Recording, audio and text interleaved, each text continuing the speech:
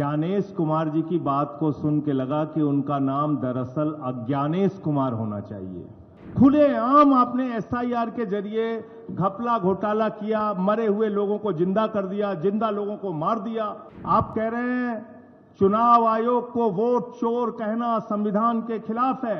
Vote चोरी करना संविधान के मुताबिक है। पूरे देश में जहां जहां बड़ी शिकायतें आपके बारे में मिली हैं, आप उसकी जांच कराइए और कार्रवाई कराइए, वरना आपको हमेशा यह कहा जाएगा कि आपके नेतृत्व में वोट चोरी हुई है और आपने घोटाला किया है।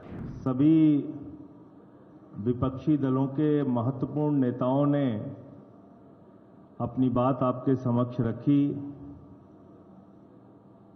कल चुनाव आयुक्त ज्ञानेश कुमार जी की बात को सुन के लगा कि उनका नाम दरअसल अज्ञानेश कुमार होना चाहिए। अज्ञानता की बातें की उन्होंने।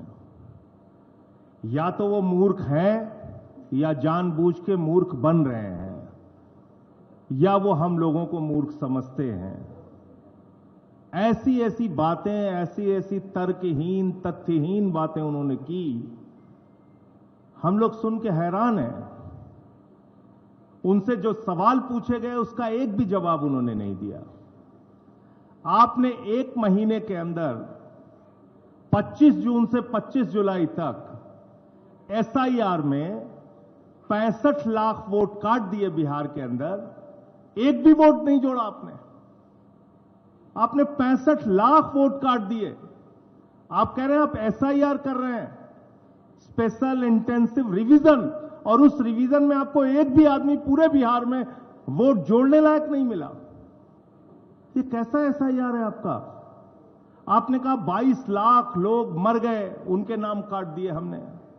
आप उस बिहार में एक महीने के अंदर सारा प्रमाण पत्र चाहते हैं जहां का बड़ा क्षेत्र बाढ़ में पीड़ित रहता है।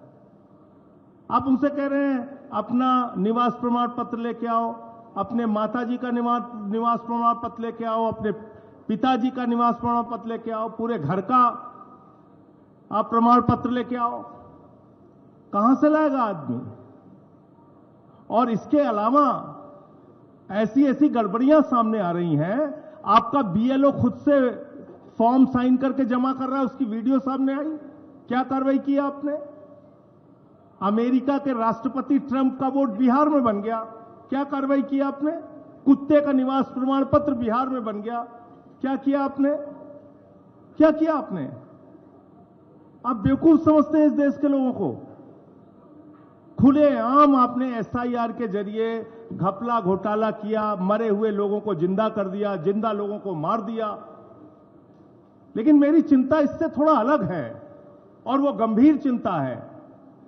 भारतीय जनता पार्टी, नरेंद्र मोदी जी की पार्टी कहती है इस देश में उन्हीं लोगों के वोट कट रहे हैं जो घुसपैठियां हैं, जो बांग्लादेशी हैं। तो 22 लाख तो बिहार में कह रहे हैं मर गए इसलिए हमने काट दिए। अब 43 लाख जो वहां पे बचे हैं वो सब घुसपैठियां हैं।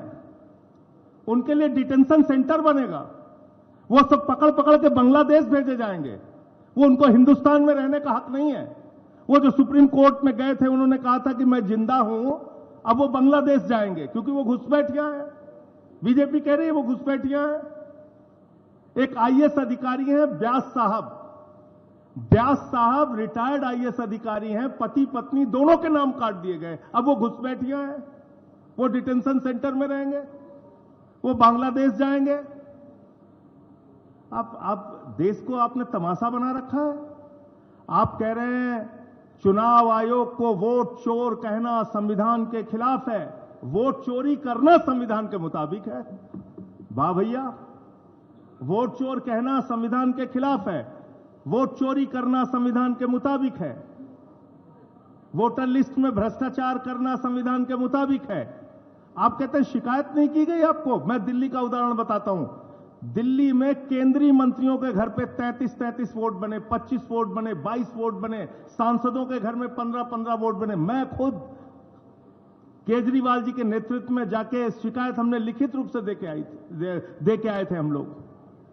कोई कार्रवाई आपने नहीं किया।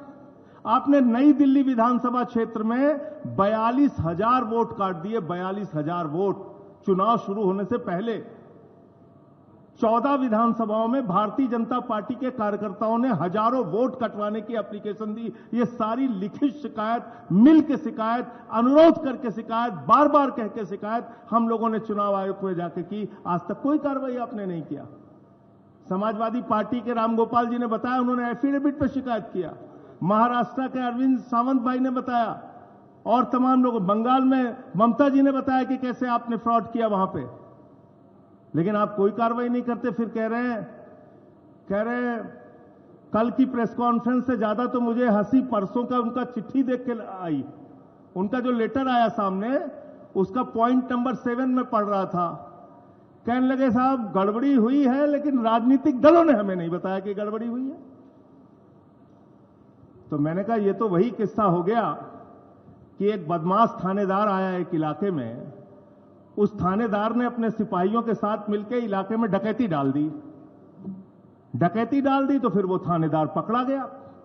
थानेदार जब पकड़ा गया तो थानेदार ने कहा कि साहब इस इलाके के लोगों ने बताया ही नहीं कि डकैती डालना गलत बात है, चोरी करना गलत बात है। भैया एसआईआर आपने शुरू की, वोटर लिस्ट ठीक करना आपका काम है। 2018 का सुप्रीम कोर्ट का जजमेंट है, वोटर लिस्ट ठीक करना सिर्फ और सिर्फ चुनाव आयोग की जिम्मेदारी है। आप विपक्षी दलों को धमका रहे हैं, कह रहे हैं कि ये संविधान के खिलाफ बोल रहे हैं। हम लोग संविधान बचाने की लड़ाई लड़ रहे हैं।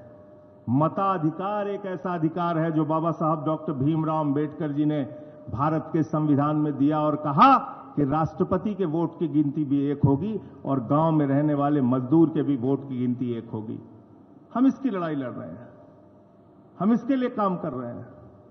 और ये वोटर लिस्ट की गड़बड़ी जानबूझ के आप कर रहे हैं। इसमें आपने कल अपने आप को एक्सपोज किया पूरे देश के सामने। आप कह रहे हैं महिलाओं की प्राइवेसी भंग हो जाती है। वोटर लिस्ट की जब वोट देने के लिए लाइनें लगी होती हैं महिलाओं की, मैंने तो महुआ जी से कहा कि इस बार जब वोट देने के लिए जाना तो किसी मीडिया वाले को अपनी वीडियो मत बनाने देना, क्योंकि आपकी प्राइवेसी भंग हो जाएगी उससे। भाई बताइए, आप पूरे देश का चुनाव दिखाते हैं, कश्मीर से लेकर कन्याकुमारी तक महिलाएं लाइन में लगी हैं, वो आप दिखाते हैं, उनका इंटरव्यू आप लेते हैं, वो आप दिखाते हैं।